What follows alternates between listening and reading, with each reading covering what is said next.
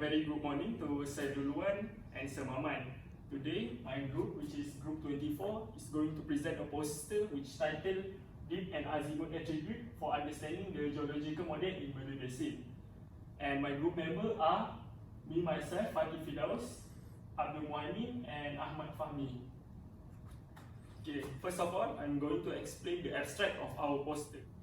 For the abstract, we can see that deep azimuth is the direction relative to the north that plane is dipping, where the range is from 0 to 360 degrees.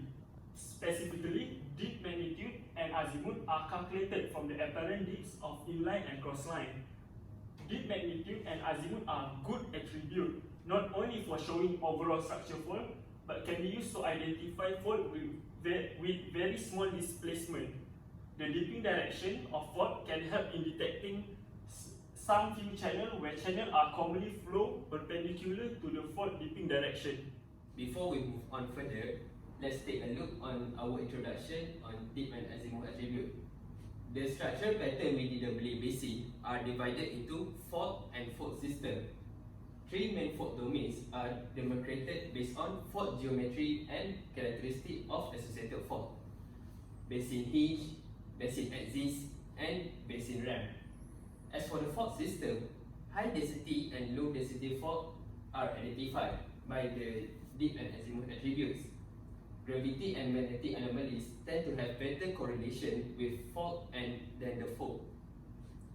Based on fault and fault domains, two structural domains are demarcated: eastern and western structural domain. The western domain comprises mostly trendy structures, while the eastern domain comprises east-west trendy structures. So the next part is our flow. The first step that we did is to acquire seismic data from our lecture, and then we pinpoint our location, which is 48 knots, to indicate Malay Basin. After that, we do well logging. The purpose that we do well logging is to differentiate bedding based on their growth. After that, we do horizon baking. So from our discussion, we can see that the blue line is our top horizon and the green line is our bottom horizon. Then after we done doing the horizon baking, and then we apply the attributes, which in our case is deep and azimuth attribute.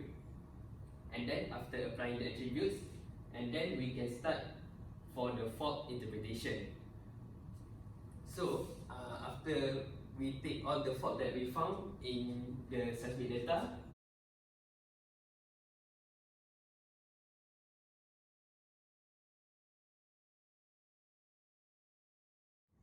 and then after we have applied the deep and azimuth attribute, we can start for our fault interpretation and put in our. After we get the result, we discuss about the features that we found in Malay Basin.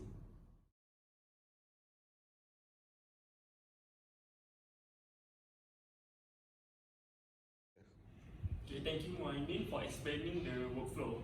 Now I will explain about the result and discussion. For our result and discussion, we mainly focus on two views, which is the time slice view and the X-line view. If you see here, the two figures, it is actually different because the first one is the time slice view without the deep and azimuth attribute, and the bottom one is with the deep and azimuth attribute. Based on the two views, we can determine that the one with the attribute is much easier for us to actually detect the fault, and channel. And after we detect the three features, we can assure the presence of the feature based on the X-line view. If you see the two figures here, this one, we can see that there's actually many faults at that area, and there's some folding process happening here.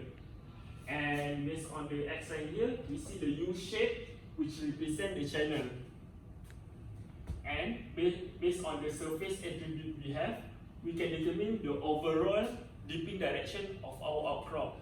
And by correlating the dipping direction with the fault, we can determine where and because the direction of the fault is actually dipping.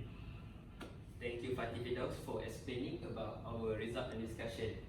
So, for the conclusion, in conclusion that the dip and azimuth attribute help in identifying the presence of fault and faults. This attribute simplify the view of crossline, inline, and time slice of seismic data, making it more revealing in viewing fault and faults. The presence of faults can be used in detecting channels, where channels are commonly flow perpendicular with the fault's dipping direction. Through observing the surface attributes, colors, the dipping direction of the overall outcrop can be determined. And by correlating it with the fault dipping direction can be determined. By comparing the time slice view with and without dips and azimuth attributes, it is easier to detect the presence of fault and channels using the dip and azimuth attributes. So thank you FATHI and MUHAIMIN for presenting about the poster. That's all from us from Group 24. Thank you.